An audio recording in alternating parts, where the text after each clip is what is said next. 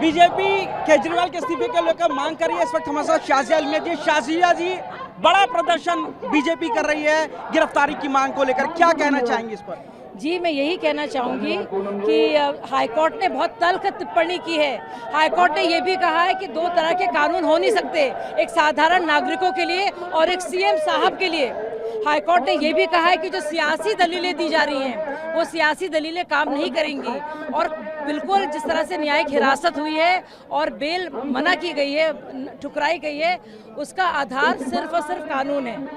और जो भी सियासी दलीलें पेश की जा रही हैं उसका कुछ लेना देना नहीं है। उन्होंने ये भी कहा है, जो अप्रूवर की बार बार बात कही जाती है शरद रेड्डी की, उन्होंने कहा है उनको बेल देने का काम अदालतों का है, ना ईडी का है, ना सीबीआई का है और ना ही किसी पार्टी का है। ये बताइए कि क्या चाहते हैं गिरफ्तारी के बाद? अब उन्हें नैतिकता के आधार पर इस्तीफा देना चाहिए, क्या करना चाहिए? हमारे देश के इतिहास में ऐसा कभी हुआ नहीं है। हमारे देश के राजनीतिक इतिहास में आप देखेंगे, चाहे लालू हो, उन्होंने तो राबड़ी देवी जी को बना दिया, चाहे हेमंत सोरेन हो, उन्होंने कम से कम इस्तीफा दिया, और जयललिता हो, उन्होंने 48 घंटे अपने अरेस्ट के बाद त्यागपत्र दिया। तो ये नया इतिहास कायम करने जा रहे हैं भाई। जो भ्रष्टाचारी सबसे थे, मतलब जो भ्रष्टाचार के खिलाफ लड़ने वाले सबसे बड़े भ्रष्टाचारी बन गए। और सोचिए, पार्टी शुरू हुई थी झाड़ू से, सफाई से, झाड़ू से आ गए लोग दारू पर, स्वराज से आ गए लोग शराब पर।